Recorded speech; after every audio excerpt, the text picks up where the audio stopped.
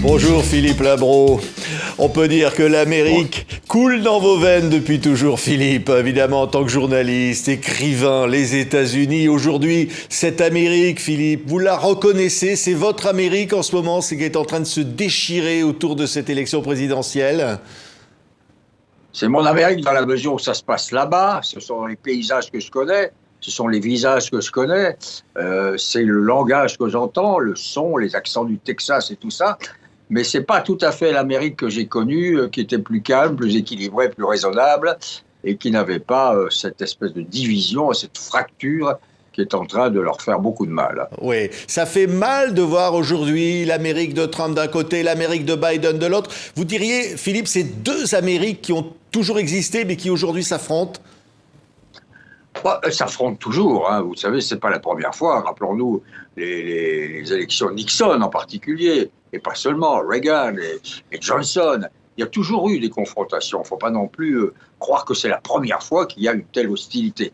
C'est la première fois qu'il y a des éléments nouveaux, c'est-à-dire par exemple la contestation permanente de Trump des résultats alors qu'ils ne sont pas encore complètement acquis.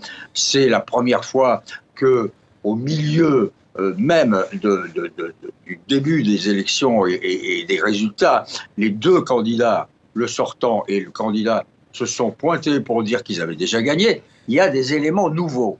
Ce qui demeure, c'est qu'il y a effectivement deux Amériques, la bleue, la rouge. Hein, les bleus, les démocrates, les rouges, les républicains. Oui. Mais jusqu'ici, on pouvait imaginer qu'il n'y avait qu'une Amérique, une nation unie. Eh bien, elle n'est pas vraiment unie. Oui. Oui, oui, et le langage est très, très dur.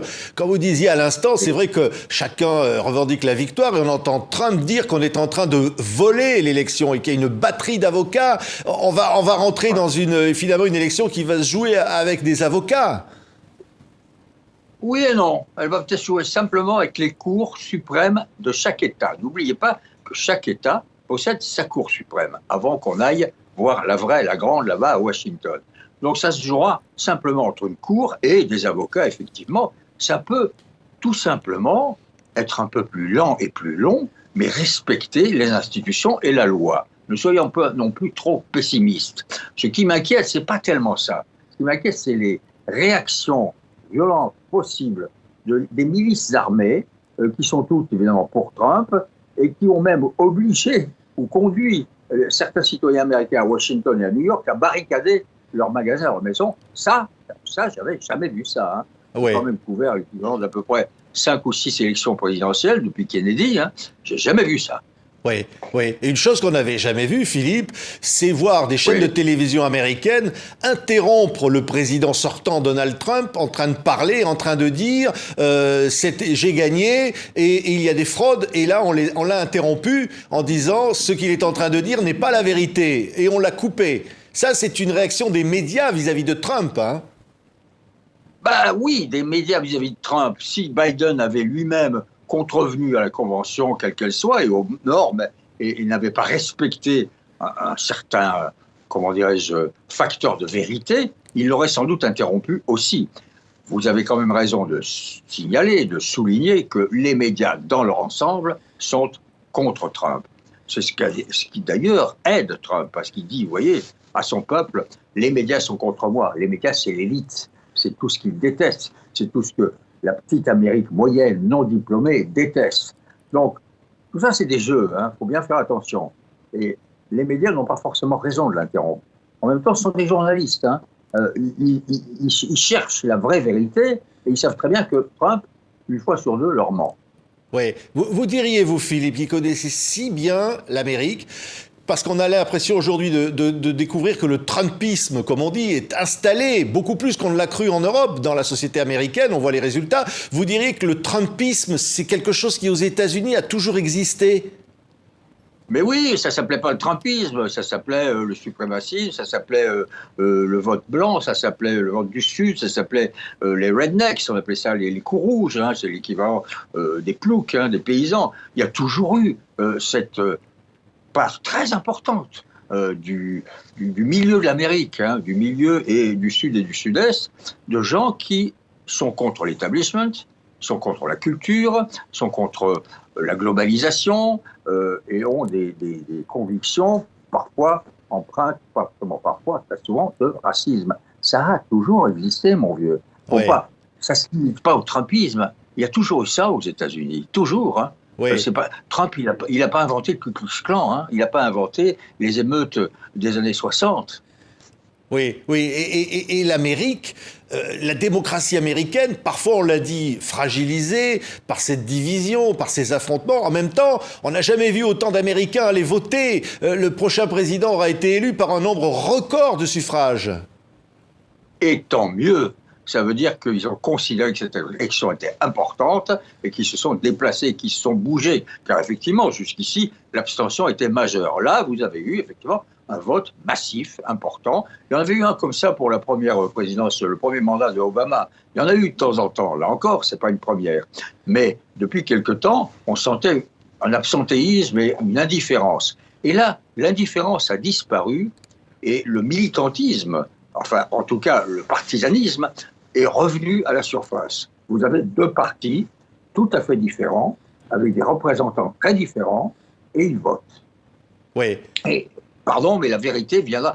Biden l'a très bien dit, il a dit, c'est pas vous, c'est pas moi, c'est le peuple qui va décider. C'est la nation qui est en train de voter. Oui. Enfin, qui a voté. Oui. Et dont maintenant, on essaie de décompter les bulletins. Oui, oui, oui. Mais on a beaucoup dit aussi en Europe, en gros et en schématisant, les Noirs vont voter démocrate pour Biden et puis les Blancs vont voter pour Trump. Et on voit qu'en fait là, pas du tout. Il manque beaucoup de voix latinos, beaucoup de voix de l'électorat noir en faveur de Biden et qui sont allés, notamment pour les latinos, beaucoup du côté de Trump. Ça, c'est la surprise. Vous avez raison de la souligner. Et ça s'est surtout passé en Floride. Et un peu en Caroline du Nord. Pourquoi ? Parce que les latinos, hein, s'il y a une chose qu'ils détestent et qu'ils redoutent, c'est le socialisme à la cubaine. Donc, Obama avait fait des gestes de pacification avec Cuba. Ils n'ont pas supporté ça. Donc, pour eux, Trump les défend face à Castro, enfin, c'est plus Castro, mais disons au Castro. Les autres, les Noirs, certains Noirs votent pour Trump. C'est assez étonnant. On peut imaginer avec le racisme dont Trump a fait preuve qu'ils ne voteraient pas pour lui. Pourquoi ? Parce qu'ils se disent qu'il peut représenter une protection contre toutes les violences. Parce qu'il a au moins incarné pour eux l'ordre et la loi. C'est la fameuse phrase de Nixon. Il faut revenir à Nixon. En 68 à Chicago, il y a des émeutes très violentes et il invente l'ordre et la loi. Law and order. Trump l'incarne et il l'incarne aussi bien aux yeux de certains Noirs américains que des vieux blancs de Floride. C'est pas dans le reste du pays de la même façon, mais c'est vrai, ça c'est une surprise. Et je dois dire que j'ai moi-même été un peu surpris, mais je n'avais pas réfléchi à ça. Ces gens-là considèrent qu'il est le garant d'une certaine liberté face à ce qu'ils craignent être le socialisme, parce que le mot socialisme, là-bas, c'est le communisme, c'est tabou, c'est le diable, c'est le mal, avec un M majuscule. Oui, oui, mais l'Amérique restera toujours l'Amérique. Philippe, quel que soit le résultat, quelle que soit la violence d'une campagne électorale, quel que soit le gagnant finalement, est-ce qu'on peut dire ça ? Mais je l'espère bien et je le crois. L'Amérique, c'est aussi un peuple d'ingénieurs, d'inventeurs, de créateurs. Ils ont inventé le monde moderne. Si on se parle en ce moment, c'est grâce à des instruments, des accessoires que eux ont inventés. C'est aussi le pays qui a une littérature, une culture, un cinéma, une musique, du jazz, du rock. Je veux dire que cette Amérique-là, l'héritage américain, il est prolongé. Il y a eu un relais qui a été pris par d'autres générations. Ça existera toujours. La jeunesse américaine existera toujours. Le sang américain, ce sang mêlé, puisqu'ils arrivent de partout. Et c'est le fameux melting pot, c'est-à-dire ce pot dans lequel se fondent les races, les immigrés, pour devenir des Américains. Ils sont tous debout, au garde à vous, devant le drapeau. Je ne connais pas d'endroit en Amérique où on sifflerait l'hymne national, si vous voyez ce que je veux dire. Absolument. Et ça demeurera toujours, toujours. Ça demeurera toujours. Merci Philippe Labro. J'irai nager dans plus de rivières, publié chez Gallimard. C'est votre dernier bouquin, je le montre parce qu'il est absolument formidable. J'ai vraiment impatience que vous soyez là sur ce plateau, qu'on puisse en parler ensemble plus en détail, c'est absolument formidable. D'ailleurs, le fait qu'on puisse cliquer and collect, comme on dit en bon français, pour aller acheter des bouquins malgré le confinement, ça vous fait plaisir Philippe Labro, qu'on défende les librairies. On voit l'appel d'Éric Orsena pour réouvrir les librairies. Vous dites ils ont raison ou quoi ? Oui, c'est François Bunel qui a tout démarré. C'est un remarquable garçon qui a compris très tôt qu'il fallait défendre le livre, il fallait que les librairies restent ouvertes. Bien sûr que le click and collect, ça nous aide, nous les auteurs, qui avons en ce moment des livres dans l'actualité et sur les rayons. Mais ça suffit pas. Il faudrait que les librairies ouvertes entièrement.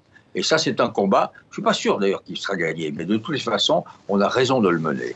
Oui, mais quand vous entendez dire les livres, c'est un besoin vital, c'est pas Mais, anecdotique. mais oui, Oui. mais bien sûr, mais bien sûr, mais bien sûr. Surtout en ce moment, le confinement fait qu'on a envie de rêver, de rire, de réfléchir, d'imaginer.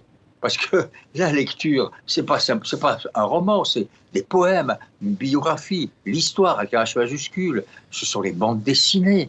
Il y a une richesse, une diversité extraordinaire dans la littérature en France et dans l'édition. Il faut préserver tout ça. C'est un vrai bien national.